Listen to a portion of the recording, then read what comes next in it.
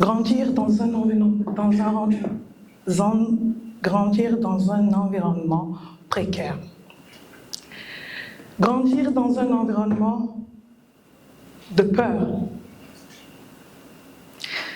Demander à ma mère de m'inscrire dans un atelier de couture en face de chez moi, toutes ces choses n'étaient pas des coïncidences. L'univers me préparait.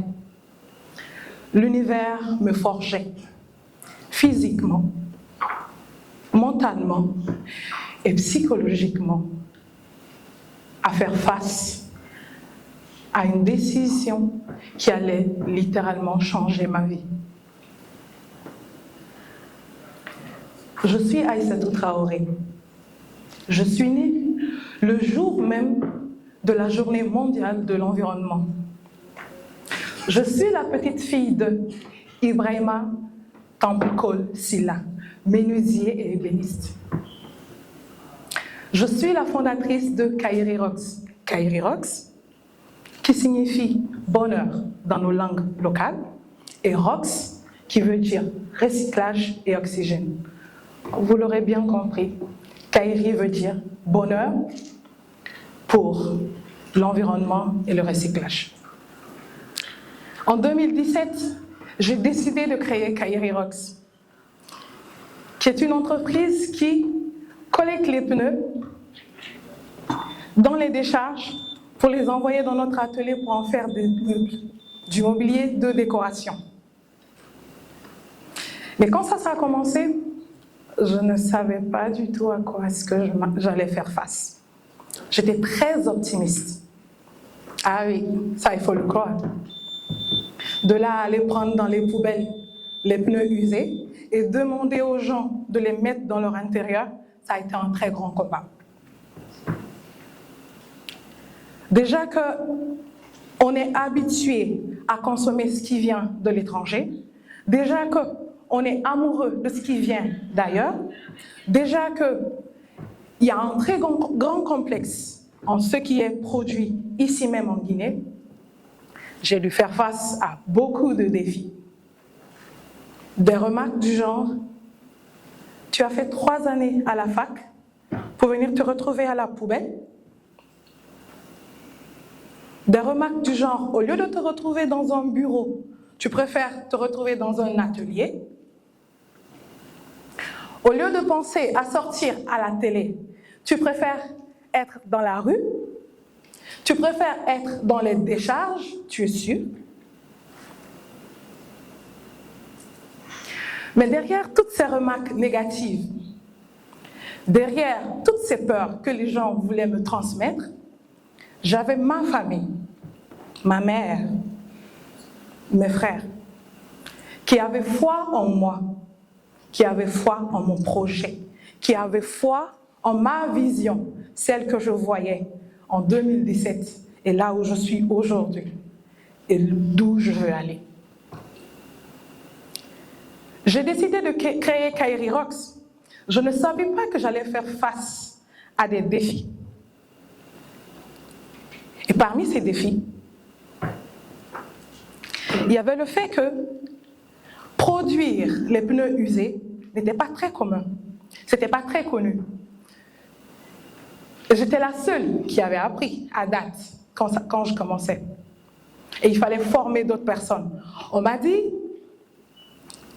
Aïssatou, tu ne peux pas tout faire toute seule. J'étais à la communication, je gérais les commandes, je gérais la production, j'étais la photographe.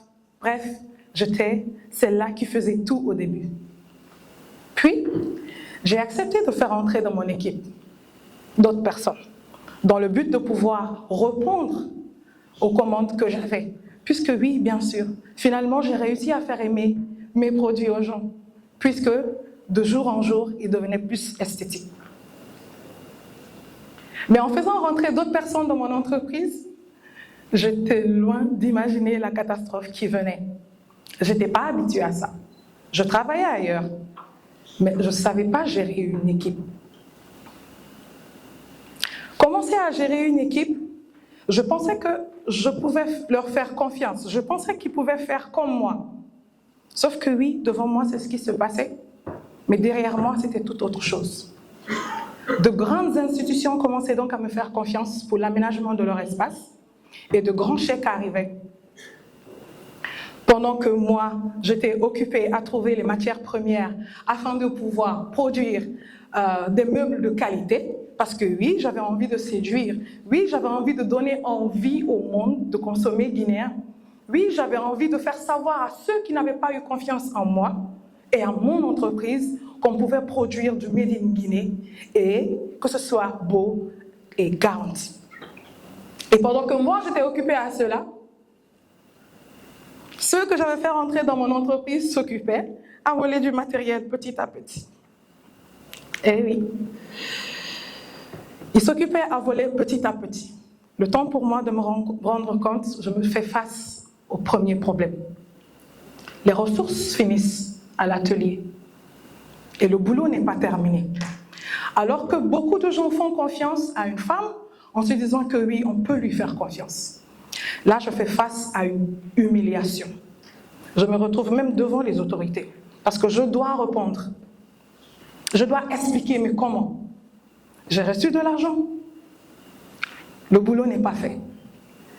Je suis en face des gens qui ne peuvent pas comprendre ce que je vis.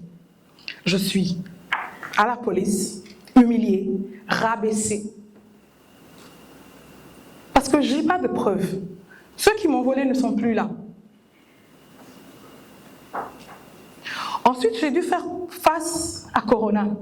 J'avais une très belle galerie, j'étais toute fière de dire à tout le monde, j'ai un showroom et tout. Corona arrive, la situation devient de plus en plus difficile. On ferme. On ferme et la production, on ferme et le showroom. On retourne à la maison. Une fois à la maison, on transforme la cuisine de maman en atelier. Parce que oui, des gens ont décidé de ne pas nous abandonner, de continuer à nous faire confiance et de nous donner l'aménagement de leur espace. Corona passe, je perds la personne la plus chère au monde pour moi. Mon petit frère. Alors là, tout s'écroule. Plus envie de bosser, plus envie de travailler.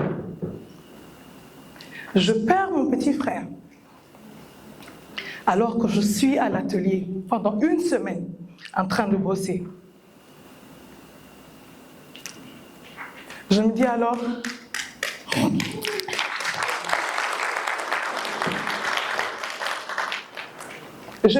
Seigneur, ce n'était pas le moment. Ce n'était pas le moment de prendre la vie d'une personne qui m'était autant chère. Ce n'était pas le moment de prendre la vie de cette personne qui comptait le plus pour moi. J'ai lâché prise. Peut-être certaines personnes ont compris, d'autres non. Ils se sont dit sûrement, ah, elle a eu plus d'argent maintenant et elle ne travaille plus. J'ai arrêté un moment. Ensuite, je suis revenue. 2 fois plus forte. Encore plus confiante. Parce que je savais que celui qui est parti avait confiance en moi. Celui qui est parti avait foi en moi. Celui qui est parti avait foi au recyclage. Celui qui est parti avait foi au Made in Guinée. Et il m'a toujours dit, tu vas y arriver. Le peuple de Guinée va aimer ton travail. Le peuple d'Afrique va aimer ton travail. Et c'est ce qui fut fait. Les opérateurs téléphoniques, les institutions, les particuliers, les résidences, nombreux ils étaient à commander chez Kairi.